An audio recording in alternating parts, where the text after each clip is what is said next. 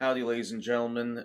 This is Billy Martell. I'm sure some of you, any of you who actually pay attention to this channel anyway, were wondering where the 31 Halloween movies and TV shows in under 31 seconds for 31 days, or whatever I call those reviews, were this year. Fact is, unfortunately, couldn't get around to doing them this year for a combination of a lot of personal issues going on in my life at the moment.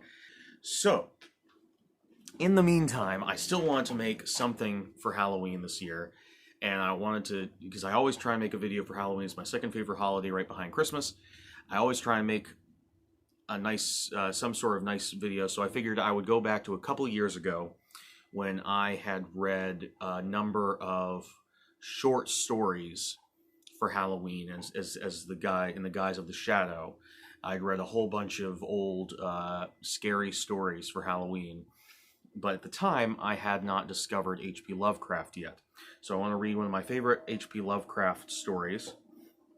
This is called The Cats of Ulthar, and this is both to wish you all a happy Halloween, to make up for the lack of movie reviews this year, as well as to welcome a brand new member to my household. Just one second. I know. It's scary. This is a brand new member of my household, Katniss Neverclean. Say hi to the people, Katniss.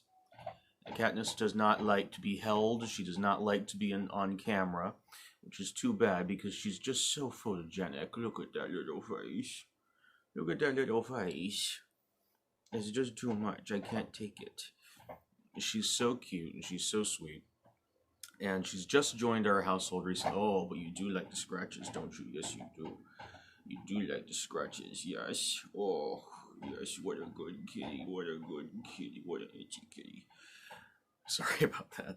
So, I also wanted to welcome her to the household and read this story to her specifically, because it's a very good story about cats, and I want her to have good cat role models to grow up with and feel empowered by. Although I keep talking at you like you're a baby. You're actually a middle-aged woman. She's 7 years old. Believe it or not, she still looks like a kitten, but she's 7 years old. Oh, you're so grumpy, aren't you? Yeah, I know. Don't worry about it. So she'll probably get down in a minute. There she goes. But still, the story is dedicated to you, Katniss, and also dedicated to you all, wishing you all a happy Halloween. All right. The Cats of Ulthar by H.P. Lovecraft. It is said that in Ulthar, which lies beyond the river Sky, no man may kill a cat. And this I can verily believe as I gaze upon him who sitteth purring before the fire. For the cat is cryptic, and close to strange things which men cannot see. He is the soul of antique Aegyptus, the bearer of tales from the forgotten cities in Meroe and Ophir. He is the kin of the jungle lords, and heir to the secrets of hoary and sinister Africa. The Sphinx is his cousin, and he speaks her language. But he is more ancient than the Sphinx, and remembers that which she hath forgotten. In Ulthar, before ever the burgesses forbade the killing of cats, there dwelt an old cotter and his wife, who delighted to trap and slay the cats of their neighbors. Why they did this I do not know, save that many hate the voice of the cat in the night, and take it ill that cats should run stealthily about yards and gardens at twilight. But whatever the reason, this old man and woman took pleasure in trapping and slaying every cat which came near their hovel, and from the sounds heard after dark, many villagers fancied that the manner of slaying was exceedingly peculiar. But the villagers did not discuss such things with the old man and his wife, because of the habitual expression on the withered faces of the two, and because their cottage was so small and so darkly hidden under spreading oaks at the back of a neglected yard. In truth, much as the owners of cats hated these odd folk, they feared them more, and instead of berating them as brutal assassins, merely took care that no cherished pet or mouser should stray towards the remote hovel under the dark trees. When through some unavoidable oversight a cat was missed, the sounds heard after dark, the loser would lament impotently, or console himself by thanking fate that it was not one of his children who had thus vanished. For the people of Ulthar were simple, and knew not whence it is all cats first came. One day a caravan of strange wanderers from the south entered the narrow cobbled streets of Ulthar. Dark wanderers they were, and unlike the other roving folk who passed through the village twice every year in the marketplace, they told fortunes for silver and bought gay beads from the merchants. What was the land of these wanderers none could tell, but it was seen that they were given to strange prayers, and that they had painted on the sides of their wagons strange figures with human bodies with the heads of cats, hawks, rams, and lions, and the leader of the caravan wore a headdress with 2 horns and a curious disc betwixt the horns. There was in this singular caravan a little boy with no father or mother, but only a tiny black kitten to cherish. The plague had not been kind to him, yet had left him this small furry thing to mitigate his sorrow. When one is very young, one can find great relief in the lively antics of a black kitten. So the boy, whom the dark people called Menes, smiled more often than he wept, as he sat playing with his graceful kitten on the steps of an oddly painted wagon. On the 3rd morning of the wanderer's stay in Ulthar, Menes could not find his kitten, and as he sobbed aloud in the marketplace, certain villagers told him of the old man and his wife, and of sounds heard in the night. And when he heard these things, his sobbing gave place to meditation, and finally to prayer. He stretched out his arms towards the sun and prayed in a tongue no villager could understand, though indeed the villagers did not try very hard to understand, since their attention was mostly taken up by the sky and the odd shapes the clouds were assuming. It was very peculiar, but as the little boy uttered his petition, there seemed to form overhead the shadowy, nebulous figures of exotic things, of hybrid creatures crowned with horn-flanked discs. Nature is full of such illusions to impress the imaginative. That night the wanderers left Ulthar and were never seen again, and the householders were troubled when they noticed that in all the village there was not a cat to be found. From each hearth the familiar cat had vanished. Cats large and small, black, gray, striped, yellow, and white. Old Cranon, the burgomaster, swore that the dark folk had taken the cats away in revenge for killing Menes' kitten, and cursed the caravan and the little boy. But Nith, the lean notary, declared that the old cotter and his wife were more likely persons to suspect, for their hatred of cats was notorious and increasingly bold.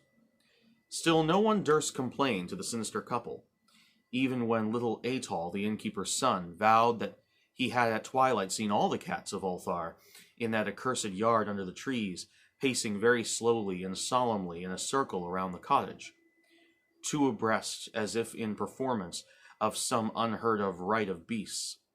The villagers did not know how much to believe from so small a boy, and though they feared that the evil pair had charmed the cats to their death, they preferred not to chide the old cotter till they met him outside his dark and repellent yard.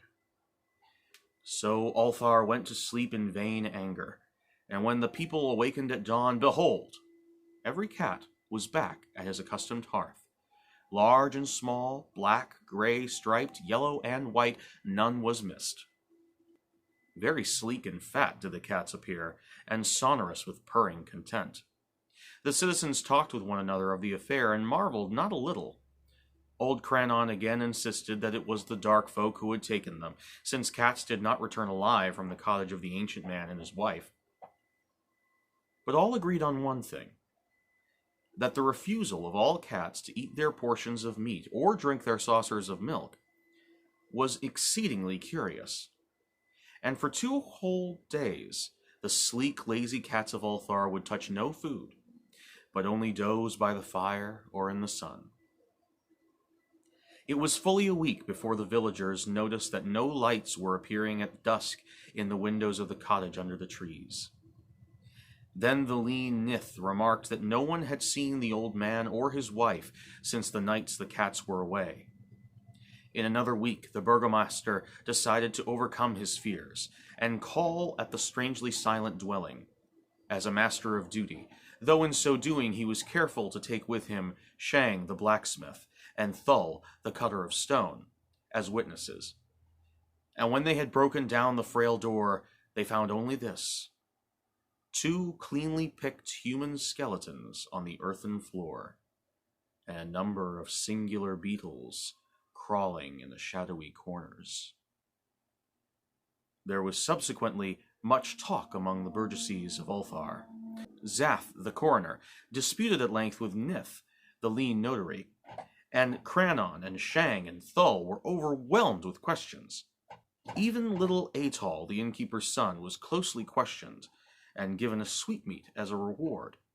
They talked of the old cotter and his wife, of the caravan of dark wanderers, of small Menes and his black kitten, of the prayer of Menes and of the sky during that prayer, of the doings of the cats on the night the caravan left, and of what was later found in the cottage under the dark trees in the repellent yard. And in the end the burgesses passed that remarkable law which is told of by the traders in Hatheg and discussed by travelers in Near, namely, that in Ulthar no man may kill a cat. So that's a story, Katniss. The Cats of Ulthar. How do you feel about that, huh? How do you feel about that? She feels like she would like to stop, for me to stop bothering her.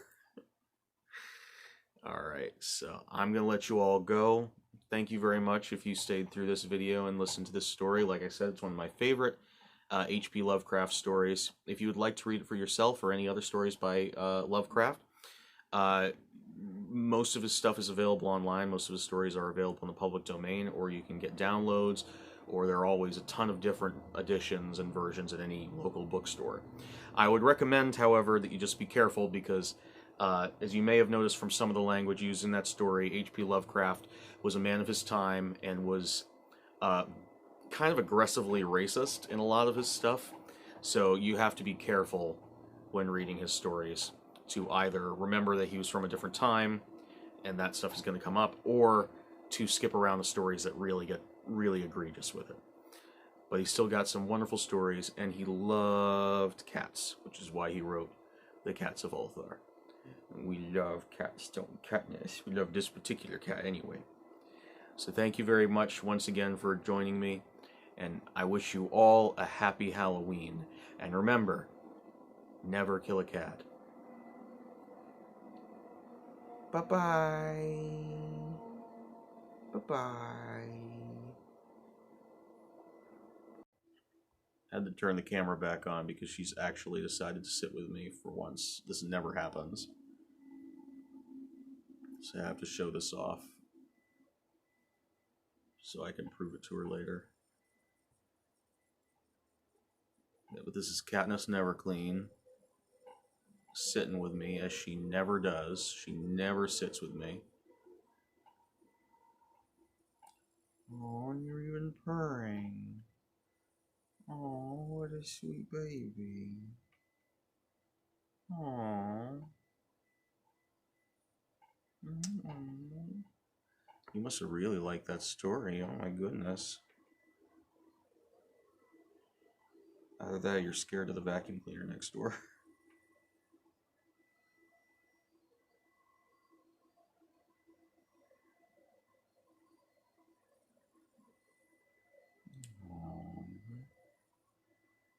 Oh, sweet Katniss.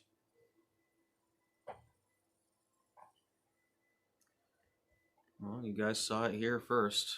This is the first time she sat in my lap before, but like she just settled right down into it this time. This rarely, if ever, happens.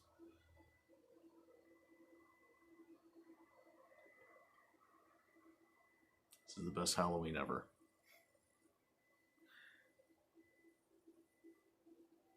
All right.